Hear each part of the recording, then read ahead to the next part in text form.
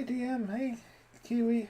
I hope you guys are doing well today. Kiwi, I'm sorry you're not feeling too good today. I'm also not feeling all that wonderful today, but still up and moving and everything. So, probably be a relatively short stream today just due to being under the weather and such. Once I get a confirm that I sound good and people can see me, we'll start. So, Kiwi, if you can just let me know that, just give me a thumbs up or something as soon as you see that, or as soon as you can hear. Then we'll start with prayer. Do do do do do do do.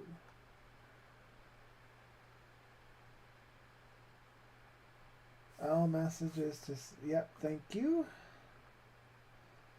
That has been changed. I appreciate that. So that way I can see all messages.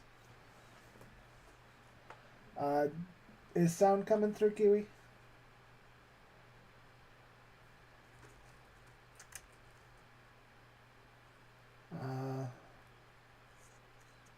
Or anybody who might be on?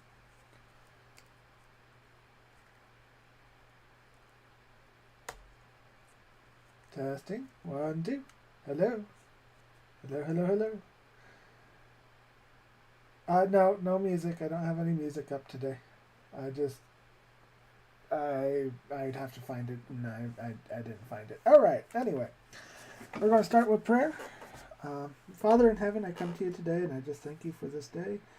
Father, I come to you, and I just want to give you worship and praise, and give honor and thanks to you.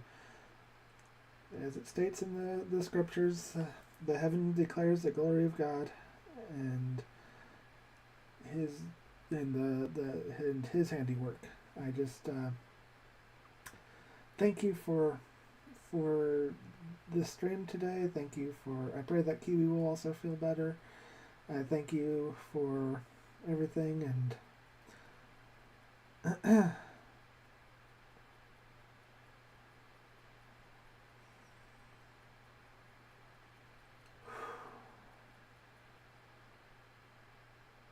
I just want to come and give you honor, glory for your mighty works. I thank you for this day.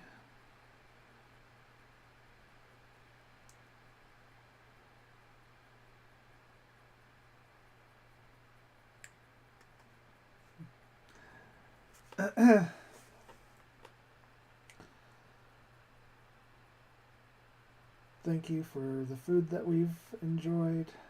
And Father, I also pray that during this mini live stream that we can share some of your word today, share some thoughts, and share some things. And let it be a spiritual meal for people.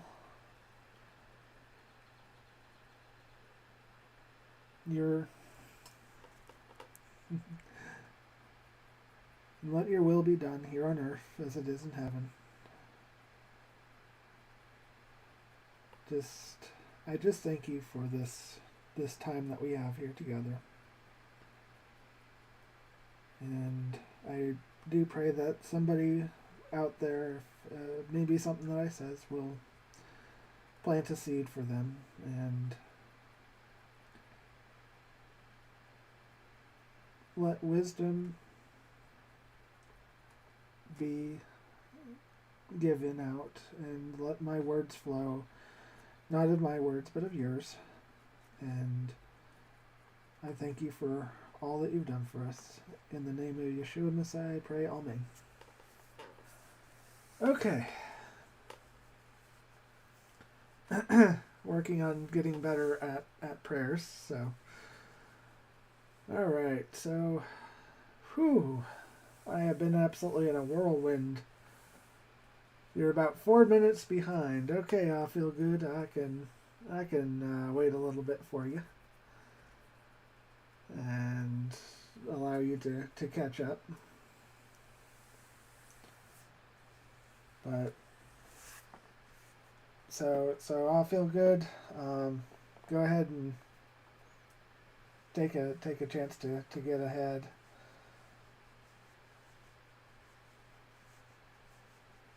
I'll wait just a few more moments. So, all right. It's okay. I'll feel good. It's okay. I'm given a chance here. So I know you're about 4 or 5 minutes behind. So I'm gonna just let it sit for a few minutes. I hope everybody's day is doing well. I've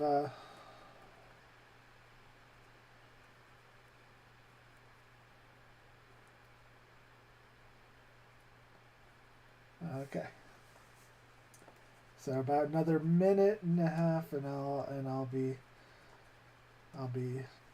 going here. I feel unfortunately. Oh, I know how to. Okay, I can't do that.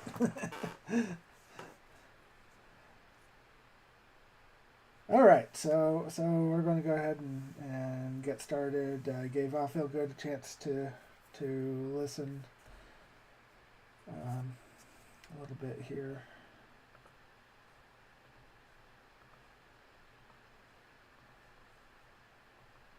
All right, so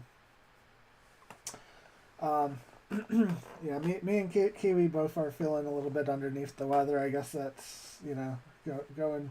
We've been going to church and everything. So the horrible thing about having an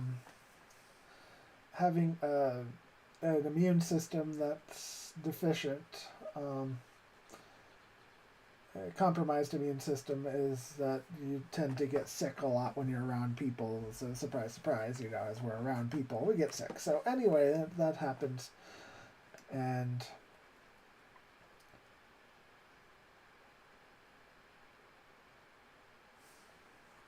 you'll listen later to the first 5 minutes. All right, sounds like a plan. Let's do that. Okay. So anyway, guys, so I've been going to church and need to clean nose and gargle. Yeah, I do clean nose and gargle. I feel good. I do. Anyway, so the thing is that I've been doing a lot of stuff from Dan Duvall. I've been going to the churches here quite a bit. I've been getting to see a lot of stuff and move a lot forward and everything. So what I've been learning is a lot, actually. And so the thing that we start to look at here is something that today I got kind of hammered upon, of to try to be in unity with one another, even when you disagree with somebody. And I've been getting kind of hammered on that all the way around the board. So an example that was given at church, so I'm going to give this example as well, is the pastor that's at the church, one of the churches that we're going to. He watched as a lady was baptized. It was a traditionalist congregation. She got baptized. She came up and she was happy and laughing and giggling and just absolutely happy.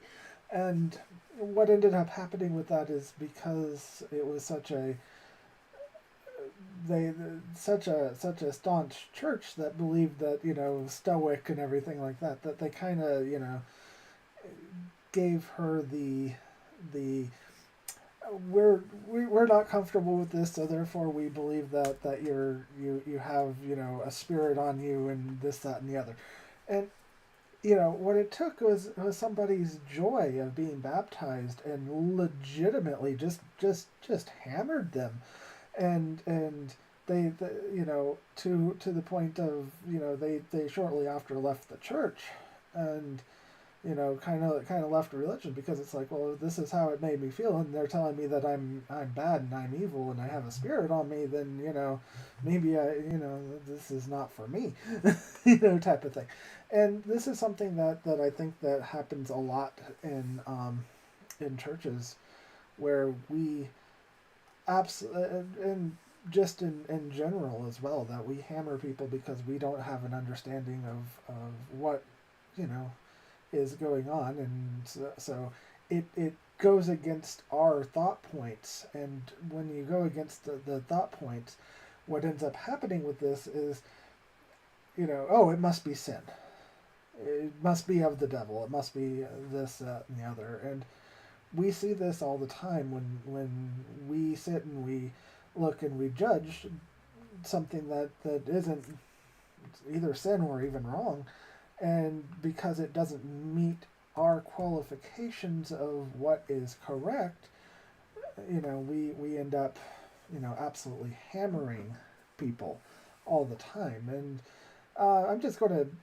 use an example. I'm going to use us as an example. We live in a small town in Texas and in the Bible Belt, and we're not exactly outgoing people. We don't go out, and we don't we're homebodies. We, for the most part, we just live and live and let live is what we like to do. But what we find out is, we're not social. We're antisocial. And so going to the churches, we actually found out that there's rumors being spread about us, that we are a voodoo cult that sacrifice animals and children. And it's like, wow.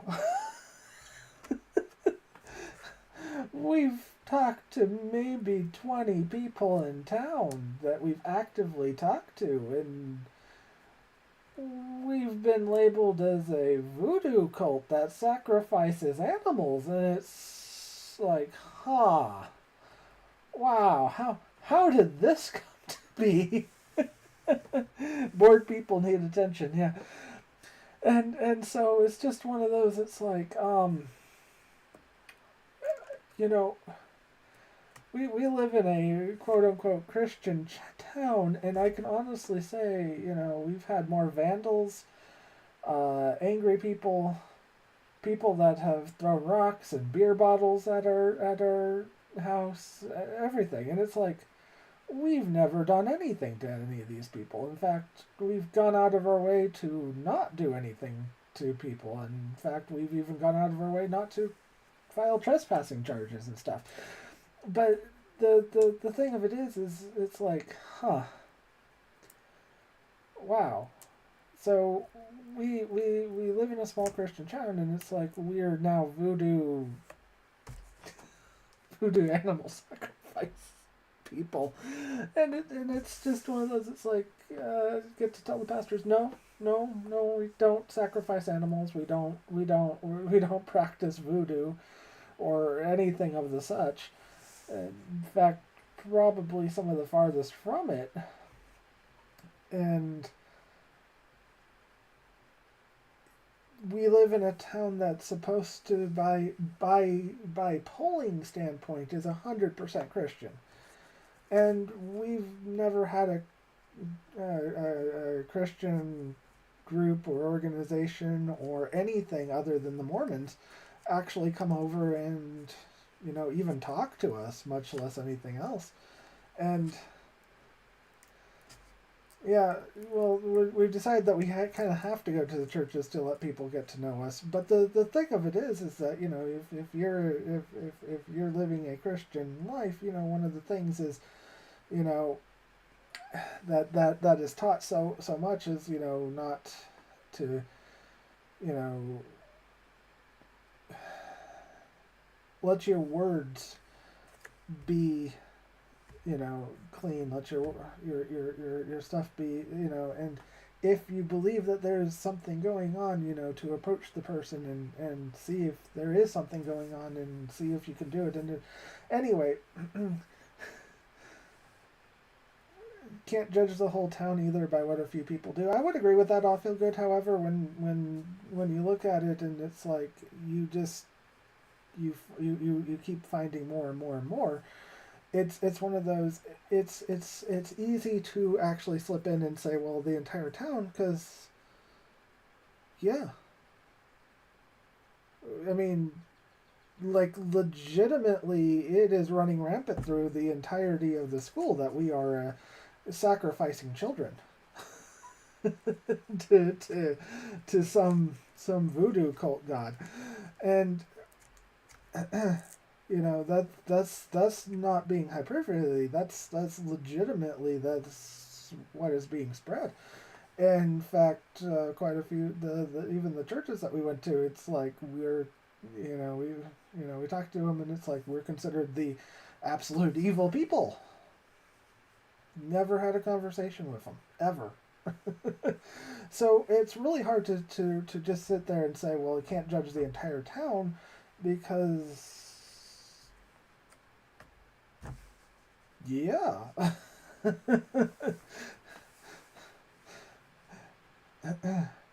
we're the dare.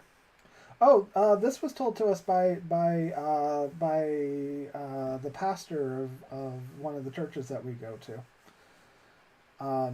He in fact he was so happy that we came, because he's like he's the one who told us. He's like, the rumors about you guys are just flying like crazy. He says I can't even seem to put a stop to it. And it's like, okay, well, why? It's, well, he's like, well, because you don't socialize, you don't talk to anybody, and you don't leave your house. It's like, no, we don't. But yeah, and anyway, so the point of the matter is that churches today is unfortunately a lot of them are they're rumor mills,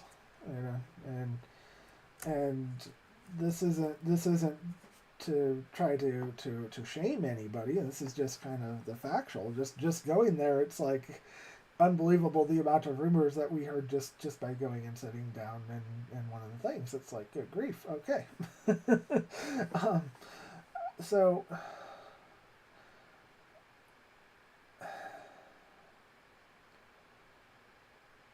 anyway, this isn't meant to like hate bash or anything on churches, but I think one of the things that churches for the most part have really stopped, they've missed their purposes. What is a church? What is it there for? Why is it there? Why does it exist? You know, the yeah, and it's like, well, the church is there to share the good news, of the message of Yeshua. The church is there to, you know, that's primary. The church is there. Hey, Trainer Trina, how you doing? How's the banana doing? Yeah, long time no see. For sure. I hope you're doing well. So when we start examining, it's like it's sometimes really hard to know what to do with the churches anymore, because when you start looking at it, it's like, what are they serving? What purpose do they serve? A lot of them serve as the banana queen. Yes, is you know, and make no mistake, I love church people. I like churches. I do enjoy that to a great degree.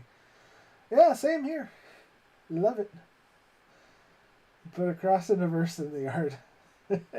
Might just do that. Well, I'm not going to put a cross in the yard because I just, no. I'm not putting a cross in the yard. Maybe a verse. Maybe a verse. but definitely not the cross. You know, and oh, that's not fun. Well, I'm glad you got home safe. I know it's been storming here all day too. We've had some good lightning. So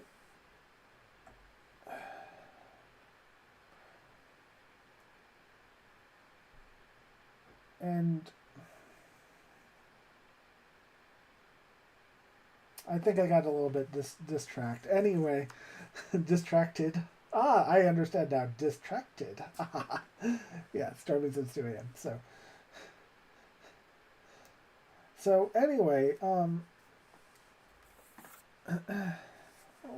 so the church is also there to help one another, to be a support for others, especially within the church.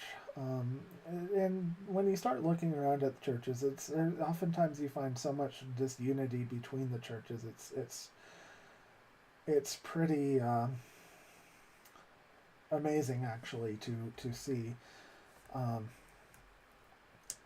But when you look at it, it's like, well, what are some of the common things that all churches should be able to come to concession on? This would be that that the scriptures are the word of God. That Yeshua came and died for our sins. That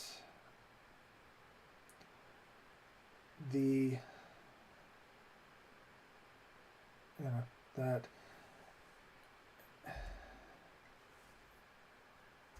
these are kind of like the couple things that I believe that all churches should be able to look at and be able to get along on, because if you can look at that and say that Yeshua existed, he came, he died for our sins, and through him we are saved.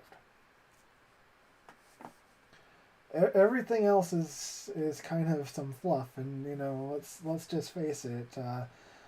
I'm not going to 100% agree with everybody, and not everybody is going to 100% agree with me, and I don't expect that.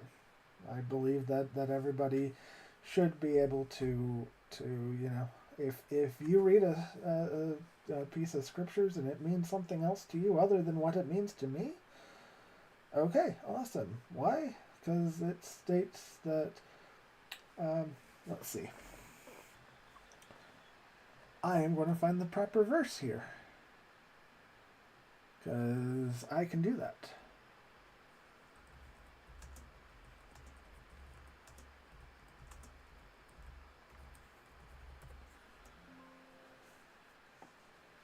All right.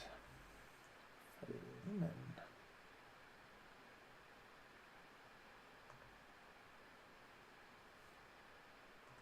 Two.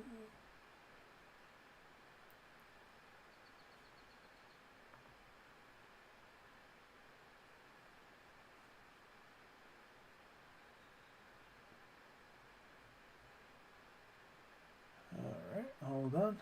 I'm working on it. Oh, it must be Philippians, not Philemon.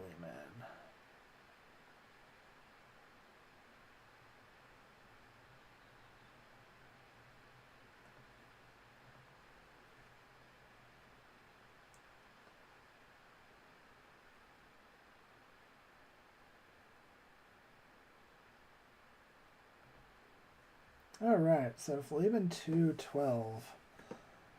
So that my beloved, as always, obeyed, not only in my presence, but how much rather in my absence, work out your own deliverance with fear and trembling. Now, yeah, he knows that it's not true now, but the thing of it is he's like, I'm not quite sure how I'm going to tame it, but at least I can. Yeah. So anyway, so it's 2:12. So that my beloved, you are always obeyed, not only in my presence, but know how much rather in my absence work out your own deliverance with fear and trembling. The reason why that I'm going to go with this verse here is because you are responsible for your own salvation. You are responsible for accepting Yeshua into your heart. And you are responsible for, you know, doing the right things, making also, I'm glad you're home, making sure that you do everything that you need to do, meaning I'm not going to the church because they need to save me. I don't need to go to a confessional at the church because they you're working 9 to 5. Yep.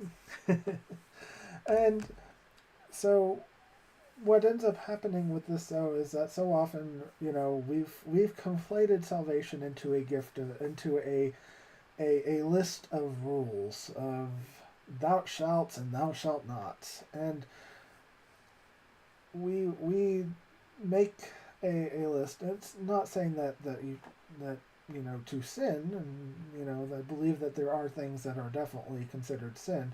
However, when we look at it, we are not saved by works. We just are not. If we were saved by works, then what Yeshua did had no meaning, because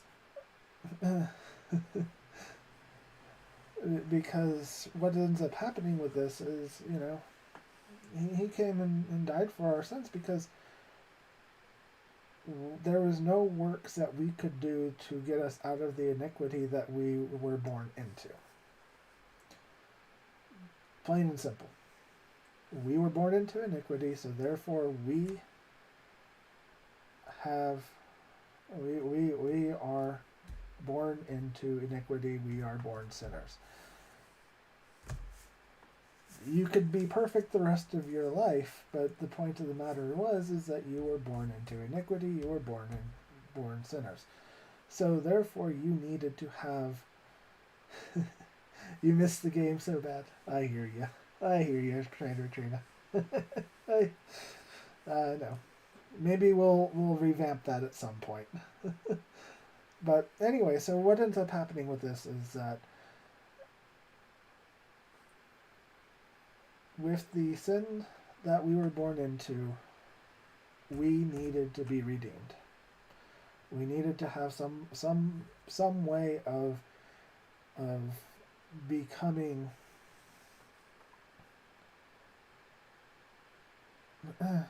well, absolutely. Absolutely, I feel good. The sacrifice was so that we no longer needed to kill sheep and dove or rams for our sins. Yeshua put an end to it. Yes, absolutely. And the thing that we look at with this is that we've been given this gift. It's a free gift, and you know, it definitely.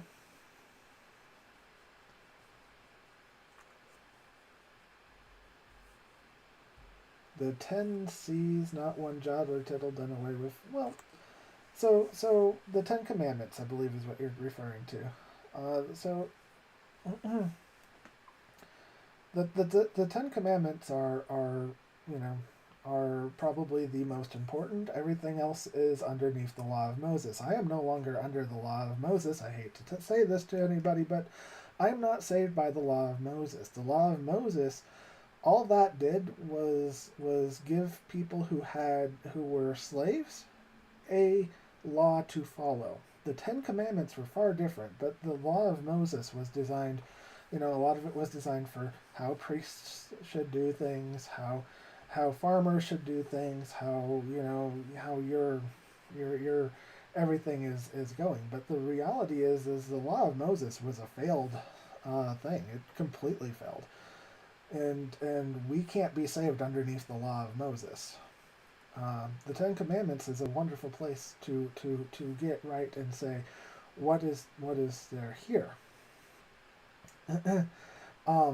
So what you end up having happen with this is that You know, you have the Ten Commandments, you have the law of Moses, and you know that was all there was. And for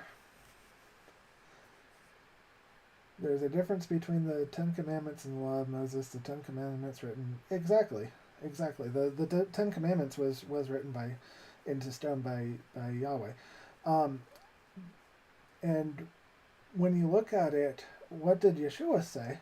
Because I'm going to look at what Yeshua says. He says, in fact, I'm going to look it up. So that way, it's not even me saying it. It's going to be the scripture that says it.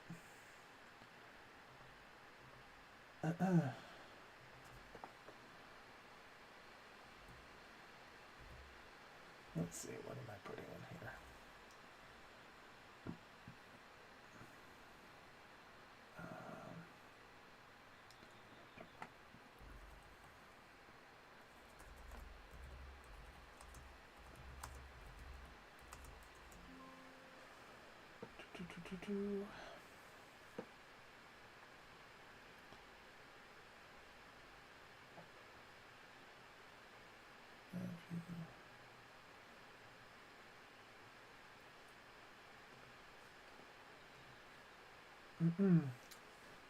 All right, so let's see, what are we in?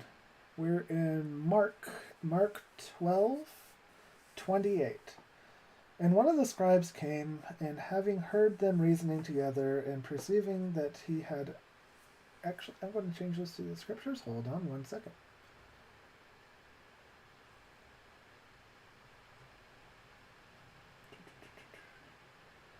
And one of the scribes came, hearing them reasoning together, knowing that he had answered them well. He asked him, "Which is the first command of all?" And Yeshua answered and said to him, "The first of all the commands, Hear, O Israel, Yahweh or Elohim, Yahweh is one. And you shall love Yahweh your Elohim with all your heart, with all your being, and with all your mind, and with all your strength. And this is the first command. And second, like it, is this: you shall love your neighbor as yourself. There is no other command greater than these." And the scribe asked him, "Well said, teacher, you have spoken the truth. For there is one Elohim, and there is no besides him." So basically what this was, you know, and you can also look, and I believe it's also in Matthew. This was Mark's rendition. But what you look in there is that saying that you have the Ten Commandments. The first and greatest of all is love Yahweh with all your heart, soul, and mind. And then love your neighbor as yourself. And if you do this, then all of it falls into this is how it should be. Pretty simple. I mean, that's what Yeshua asked of you know, that's what he said the law is. That these are how you look at it, and if you follow it this way, then you're doing well. Now, is there other stuff that you can go on behind it with and say, well, do it this way, do it that way, do it that? Sure. But the law didn't save me, and it didn't save you, because underneath the law we were condemned. But something else that has really hit on me really hard is, do you know how valuable you are? I mean, seriously, do you know how valuable you are?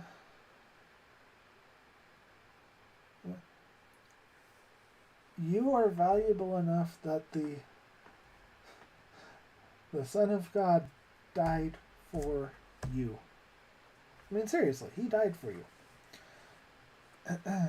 This is your soul, your spirit. These are things that are being warred with. And Yeah, I'm not debating whether the Ten Commandments are good or not. I believe that they are good. They are basically the moral compass that should guide us 100%. Ten Commandments aren't hard. In fact, we'll just go over the Ten Commandments because why not? Let's see. Exodus 20. And Elohim spoke all these words, saying, I am Yahweh, your Elohim, who brought you out of the land of Mitzrayim, Egypt, out of the house of slavery. You have no other mighty ones against my face. You do not make yourself a carved image or likeness of that which is in the heavens or above, or which is in the earth beneath, or which is in the waters under the earth. Did you not bow down to them, and you do not bow down to them nor serve them, for I, Yahweh, your Elohim, am a jealous El, visiting the crookedness of the father on the children to the third and fourth generation of those who hate me, but showing loving commitment to thousands, to those who love me and guard my commands. You do not bring the name of Yahweh, your Elohim, to naught, nor for Yahweh does not leave the one unpunished who brings his name to naught. Remember the Sabbath day and keep it set apart. 6 days you labor and shall do all your work, but the seventh shall be as a Sabbath of Yahweh your Elohim. You do not do any work, you, nor your son, nor your daughter, nor your male servant, nor your female servant, nor your cattle, nor your stranger who is within your gates. For in 6 days Yahweh made the heavens and the earth, and the sea, and all that is in them, and rested on the seventh. Before Yahweh blessed the Sabbath day and set it apart. Respect your father and mother, for that your days are prolonged upon the soil which Yahweh your Elohim has given you. You do not murder. You do not commit adultery. You do not steal. You do not bear false witness against your neighbor. You do not covet your neighbor's house, nor you covet your neighbor's wife, nor his servants, nor his ox, nor his donkey, or whatever belongs to your neighbor.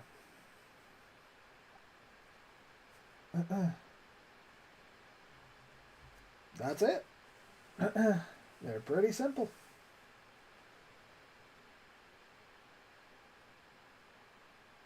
It's too bad the belief is judged by behavior of some of the Christians who aren't always kind. Well, unfortunately, I feel good. I'm just going to be 100% honest here.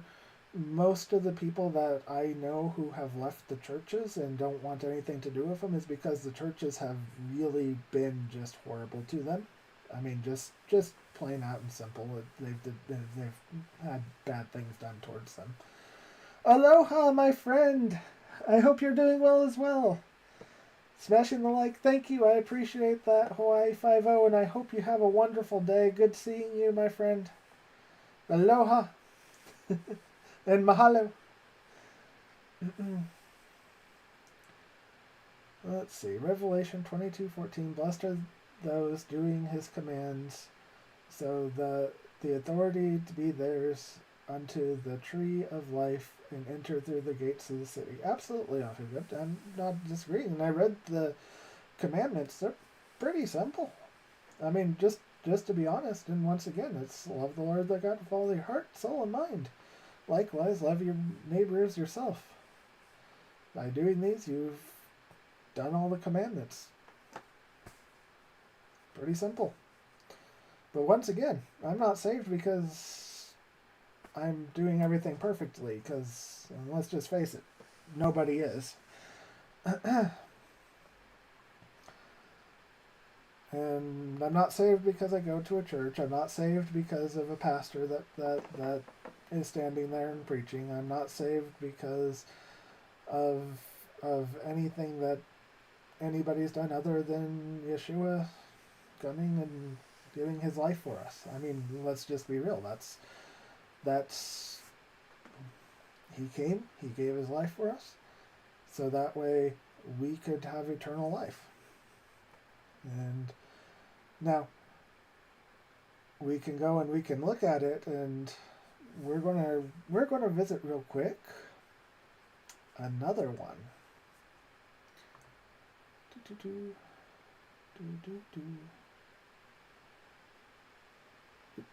Search.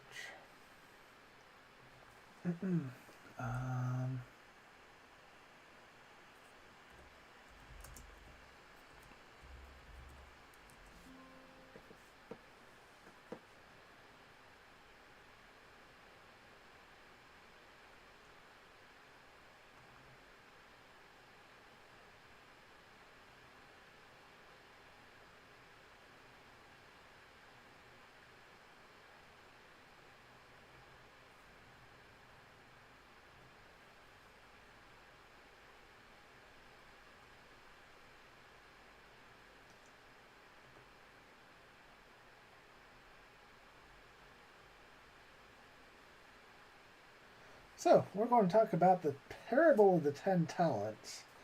Just because. Matthew 25:14. For it is like a man going from home who called his own servants and delivered his possessions to them. Now, I want this to be very, very clear. He was calling his servants. So these are not bad people. These are the people who are following him. And to one he gave 5 talents, and to the other 2, and to another 1, each according to his own ability, and went from home. And he who had received 5 talents went and worked with them, and made another 5 talents. In the same way, he with the 2 also gained 2 more.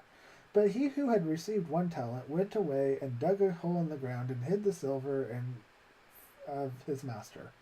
And after a long time the master of those servants came and settled the accounts with them. And he who had received 5 talents came and brought him another 5 talents, saying, Master, you have delivered to me 5 talents. See, I have gained 5 more besides them. And the master said unto them, Well done, good and trustworthy servant, for you are trustworthy over little. I shall set you over much. Enter into the joy with your master. Then he who had received 2 talents came and said, Master, I delivered unto me 2 talents. See, I have gained 2 more talents besides them. His master said unto him, Well done, good and trustworthy servant. You are trustworthy over a little, I shall set you over much. Enter into the joy of your master. And the one who had received the 1 talent came to him and said, Master, I knew you to be a hard man. Meaning, whoa, I knew that this was going to go badly. Reaping where you have not sown, and gathering where you have not scattered seed. And being afraid, I went and hid your talent in the ground. See, you have what is yours. And the master answered and said unto him, You wicked and lazy servant, you knew that I reap where I have not sown, gather where I have not scattered seed. Then you should have put your silver with the bankers, and at my coming I would have received back with my own interest. Therefore take away this talent from him, and give it to him who possesses 10 talents. For everyone who possesses more shall be given, and he shall have overflowingly, but out of him who does not possess, even what he possesses shall be taken away. And throw the worthless servant out into outer darkness, there shall be weeping and gnashing of teeth.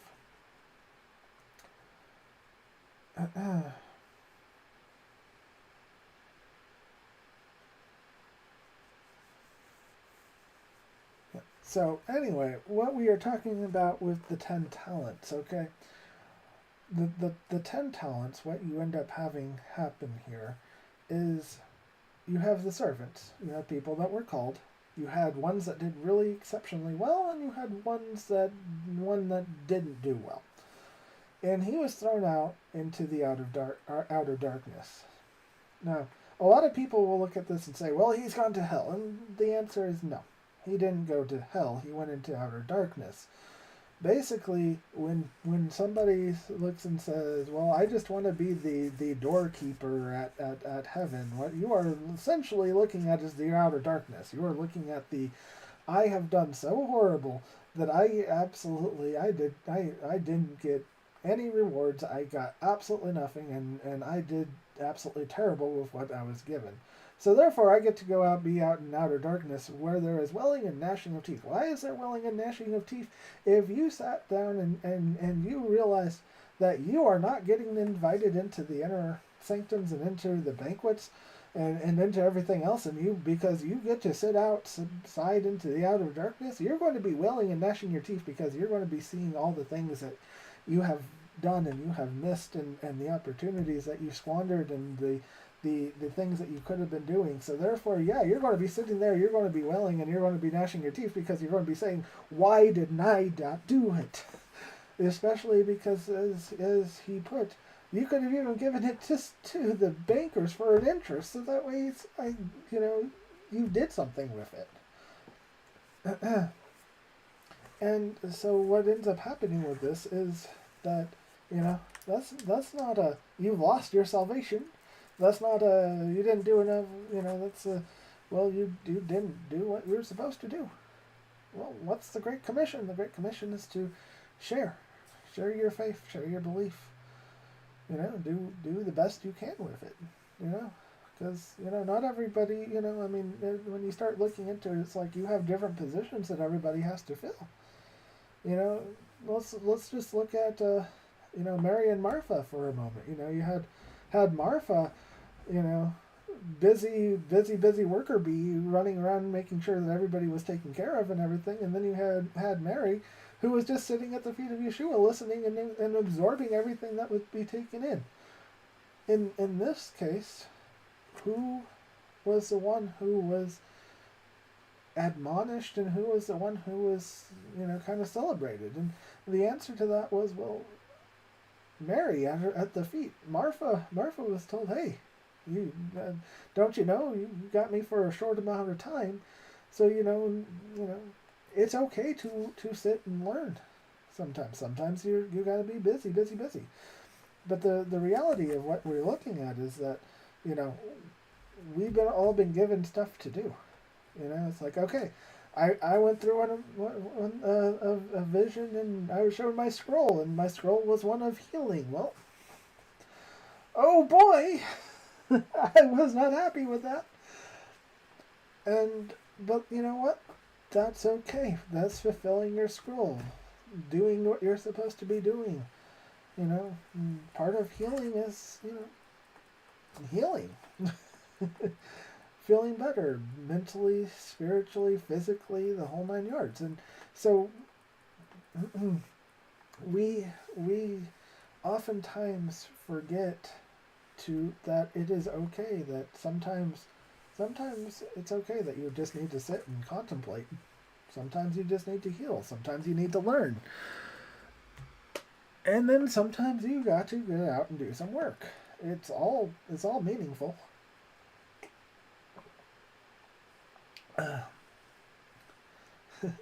Let the healing be brought forth. Amen. Yeah. And so another thing that I've been asked once or twice, what's the difference between a vision and imagination? Okay. This is a really interesting question that I've been asked a few times, and I'm just going to put it out here so that way the answer will be given. Imagination, you do what you want with imagination. You control it. You move it forward. You can rewind it. You can replay it. You can do whatever you want with it. It is your imagination. A vision, on the other hand, you're just there for the ride. You control you. That is all. So when you get taken into a vision, it's actually pretty amazing. It's kind of like going into a dream almost, only you're awake for it usually, not always, but usually. And drinking some good green tea here. Anyway, so when you're in a vision, you don't control any of it. You control yourself. That's it. You can control which way you decide to look. You can control which way you decide to move, so on and so forth. but you are there, and it's going to move forward regardless of anything that you try to do. And so, I know some people that might look at that and say, well, I don't believe in visions, or, they don't happen that often, or I've even met people that, would say that having a vision is you're obviously, having a satanic movement because you're seeing things that you shouldn't. That's from evil. I've met plenty of people that take this stance, and I don't believe that everybody's going to have visions, but I'm definitely not going to criticize those that do, because hey, everybody has their gifts.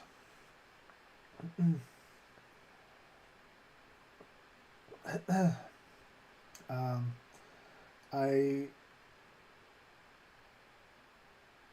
also look at it and say that some people look at the gift of prophecy and say, well, they've only had a 75 percentile right, so therefore obviously they're not a prophet. Now I do understand that the in the days of the Old Testament, if you were a prophet, you had to be 100% correct, otherwise they were going to drag you out and kill you. I don't think a person can give you a vision, only the Spirit of truth. Well, fair enough. But I do believe that somebody can pray for you to have a vision, and then you can have a vision. So the thing of it is we thankfully do not live underneath the Old Testament laws anymore, because, hey,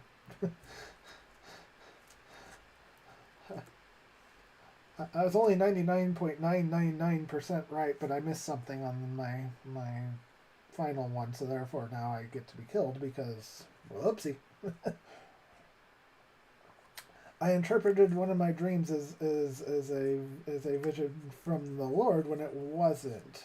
Whoopsie.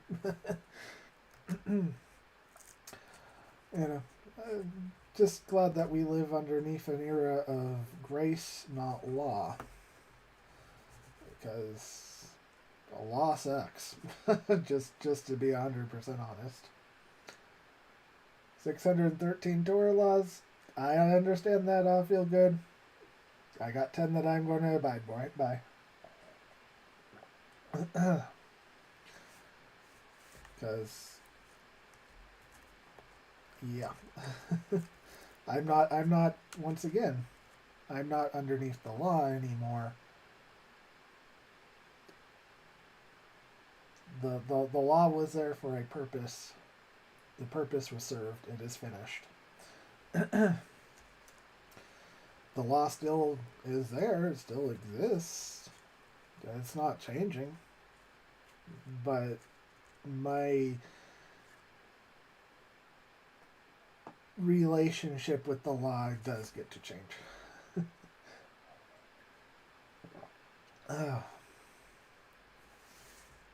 And after looking into Hebrew roots and how that lines up so well with Kabbalah, you might want to look a little bit more closer into that, because there's a lot there, and I've been learning a lot.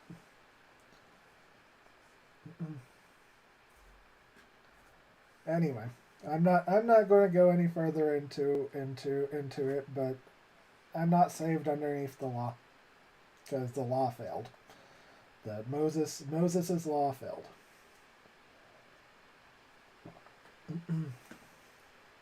Now, that doesn't mean that you can just do whatever you want in any way, shape, or form.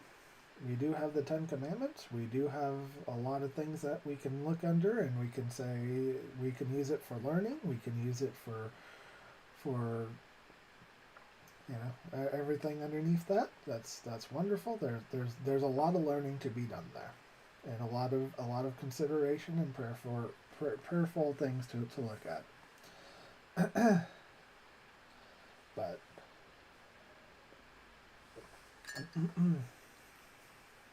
Anyway, where was I? Oh, right, visions. So anyway, the point of the matter is that visions I do not control. Uh, they happen, and when they happen, and what you see is what you see, and what goes through is what goes through. And trying to recreate them, you can't do it. You can do it, but then at that point it becomes your imagination trying to pull at it and start to recreate it and start to make stuff happen. A vision you don't make happen. It just happens. It's pretty wild. It's actually really awesome. It's awesome to experience.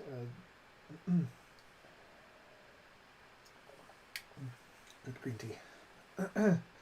So anyway, the the point of that is that visions happen, and I believe that they can be definitely activated by prayer. Why wouldn't they be?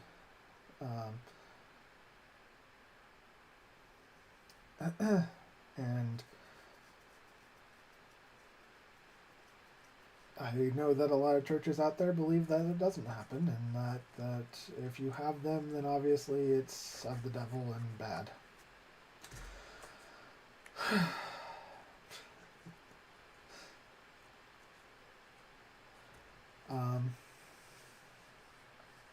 So we also look at, you know, I had a little video on the gift of tongues. I know that some places believe that if you're doing the gift of tongues, then obviously you're once again possessed by a demon, and you must be absolutely, possessed, and it can't be of anything good.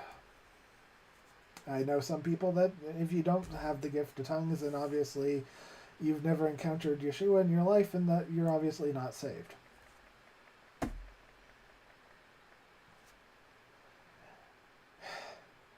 Can you have the gift of tongues? Yes.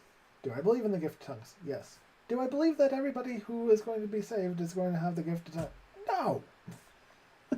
just no.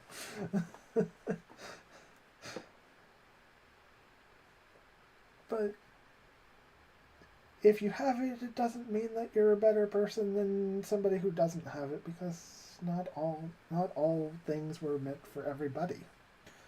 Once again, you had the person with 5 talents, you had the person with 1.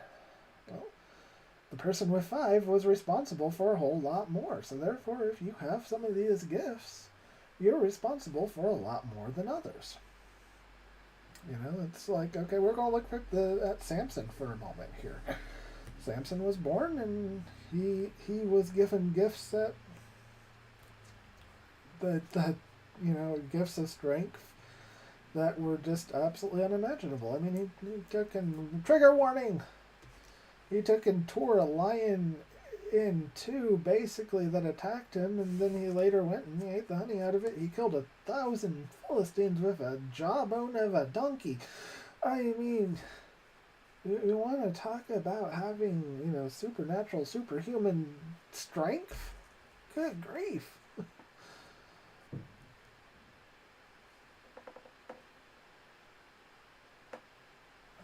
But what did he do with it? He failed by all accounts. I mean, he was given. He was meant for a lot more than he ever did. But he failed. Why? Well, because he gave into every single vow that he was supposed to keep, he did not keep. He's a wonderful example of doing the wrong thing. And at the end of his life, he asked that he might be used one more time. And he was. Plain and simple. He did bad. He did wrong. With the gifts that he was given. Was he saved at the end? I don't know. I'm not the judge, I'm not the jury, and I'm not the executioner. All I have is the story to go on based on what I read. And I would say that it is a great redemption story if you really want to get into it. Um, you know, we can also look at Solomon. Solomon given wisdom beyond anybody else that I can even begin to point at, except for maybe Einstein and Tesla, but I don't know for sure that they had that same level of wisdom. But they definitely had knowledge that went beyond most people. And what did he do with that? Well, you go into it and well, he obviously chose many routes that were not good. You know.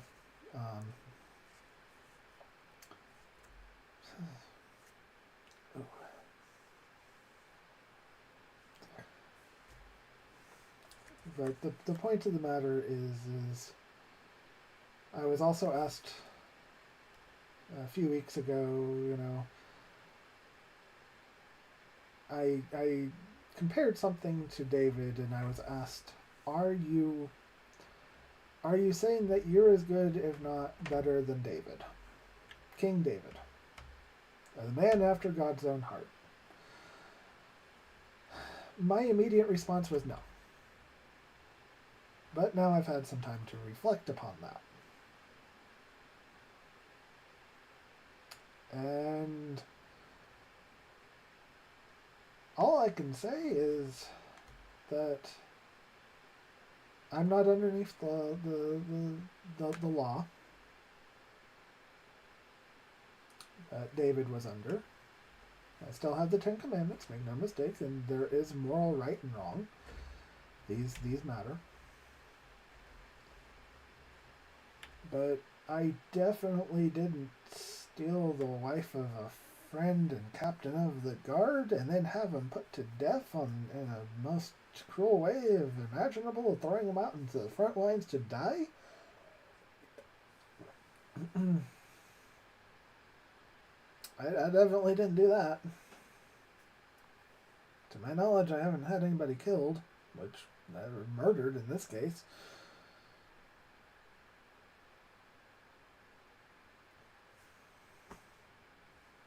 Am I better than David? I've saved under what Yeshua did. I'm saved underneath the ultimate sacrifice that could ever be done. Am I better than David?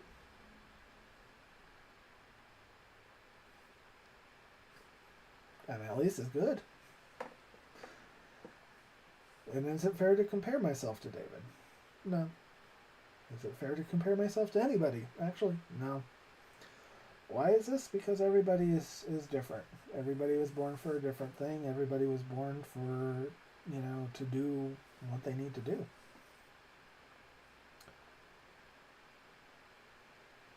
So therefore, I can't compare myself to anybody because I can only be the best me that there is. Can't be the best you because that's you. We're all individual. We all have choices to make. We all have a way forward of what we should be doing.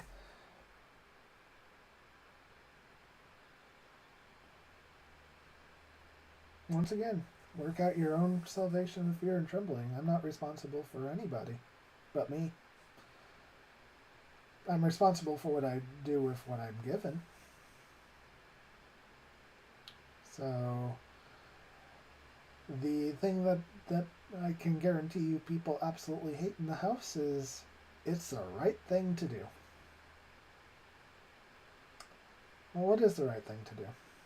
Well, the right thing to do is to compare what you are doing with the Word of God, especially the Word of Yeshua. He gave us lots of examples of what to do and what not to do. Absolutely, Nix. I agree with you 100%. We're all individuals and have been made as such.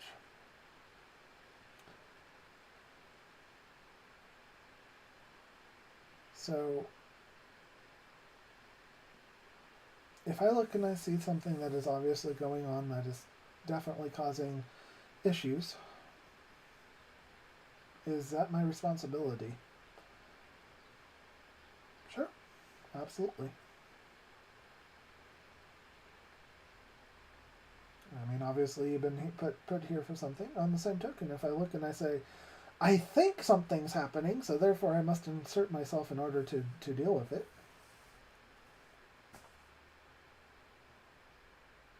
No. No. It might be okay to look into it further and find out whether there's truth or false. And if you find out that there's a falsity there, you deal with the falsity. Once again, don't be a false testimony. Meaning,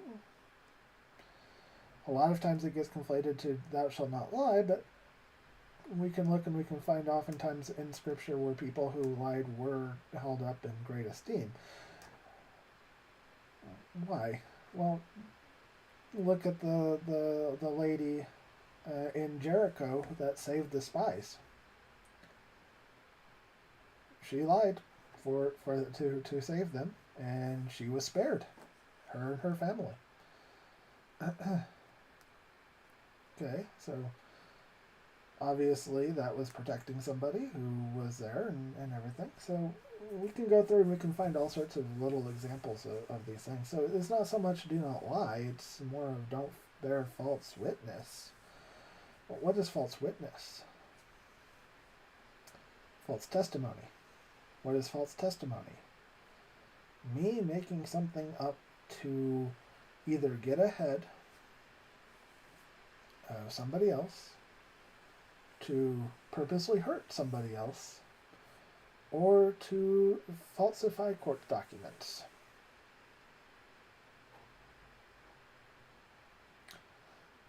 So therefore, me saying I had a salad today, that's not sin. That's me saying I'm having a salad because I don't want to have well, what did you have? Today I had, I guess I had a bean salad. I had many beans mixed with meat. I had taco soup. But something that I might have wanted to hide is, well, I had pecan pie. I didn't have pecan pie. I wish I had pecan pie. It sounds awesome. However, I'm not having pecan pie today because, well, we don't have pecans and we don't have pecan pie. So, anyway, point of the matter is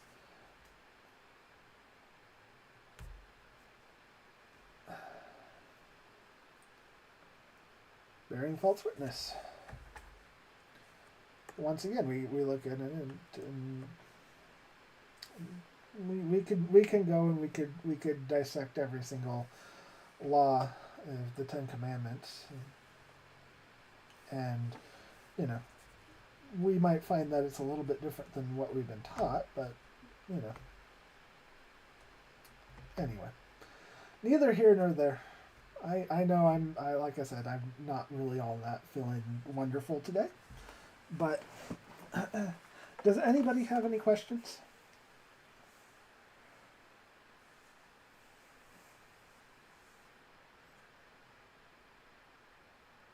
Anybody? I know I kind of went all over the page today, but that's what happens.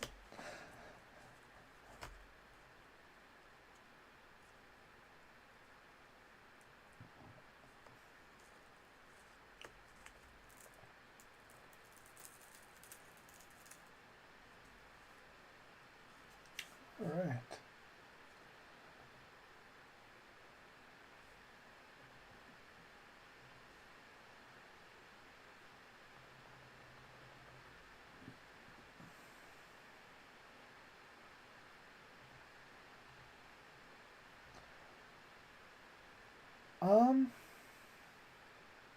Oh no, I don't have the flu. I'll feel good. I just have like a little head something. It started yesterday. It's not a big deal or anything. It just a little bit dizzy and I think I have a minor temperature, but nothing serious. So somebody was hacking and coughing behind us in church, so all that fun.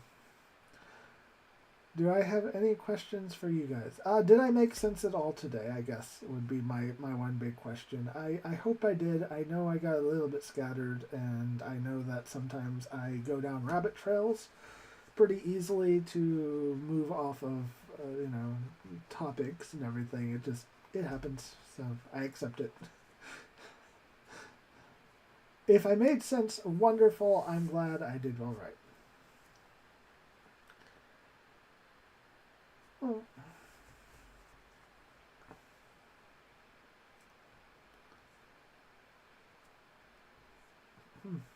Anything that I'd like you guys to think about later?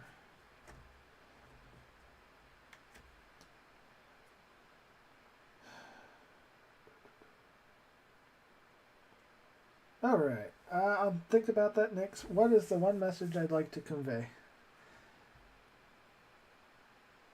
I did rabbit quite a bit, but you thought it was easy to follow. Awesome! I'm glad it was at least easy to follow. So if I were hoping that people would take one thing from today,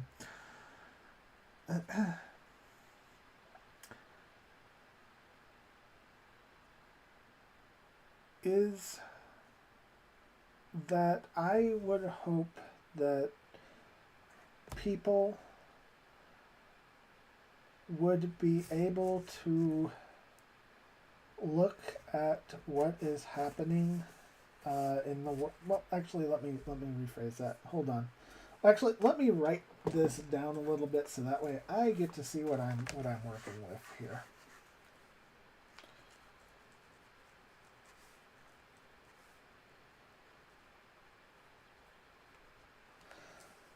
All right. So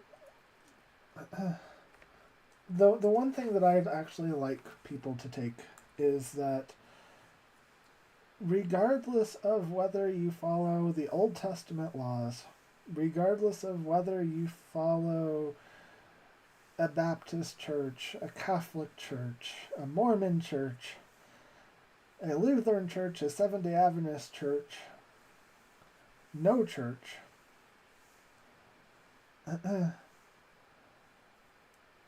that you could look at it and say that the one thing that we have in common is that Yeshua came for us, that he died for us, and that we are saved under his sacrifice, under his blood, and that regardless of anything else, if that is the one thing that we can take and find some unity in, that is wonderful. And that's it. That is it.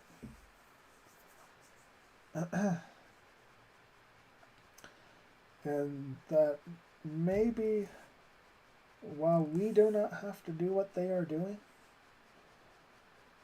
that we can realize that all across the spectrum there are people that are saved and chosen by him.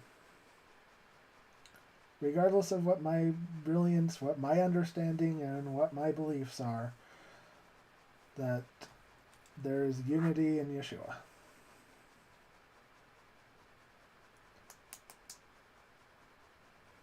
That would be my takeaway. That I hope that people can get.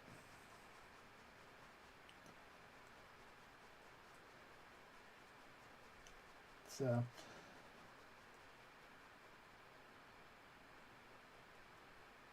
you're welcome. And I hope that everybody has a wonderful week.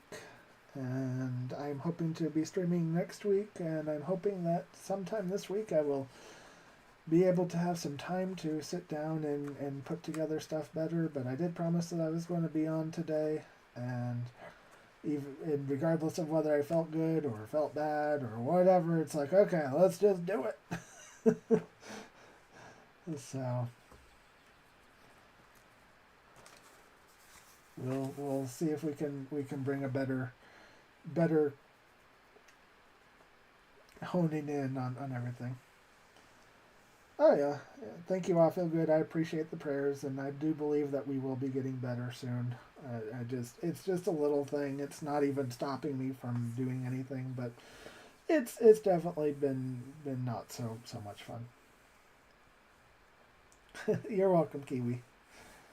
All right, so I'm gonna, if there's nothing else, I'm gonna close out in prayer.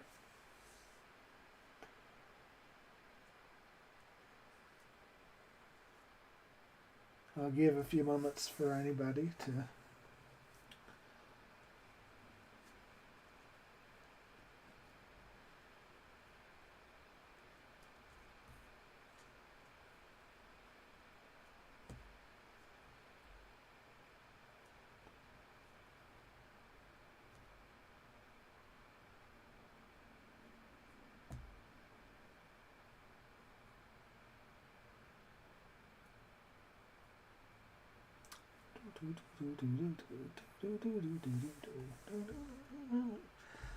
All right, my throat's a little bit tired. Woo! All right.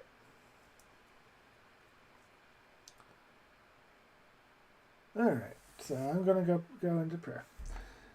Father in heaven, I just come to you and I thank you for this time that we've had here together. I thank you for helping me to be able to convey things. I thank you for everyone who came into the stream today.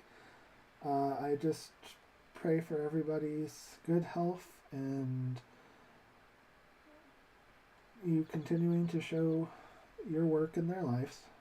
I thank you that for all the wonderful people that came through, and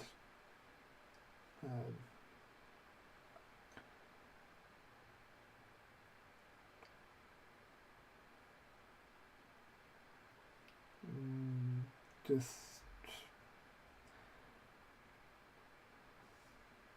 I just pray that your wisdom will come to everybody, that they might be able to have great understanding and more knowledge than ever before. And and understanding of what to do with it. And I thank you for just all your mercies that you have given to all of us. In the name of your Son, Yeshua Messiah. Amen. All right, guys.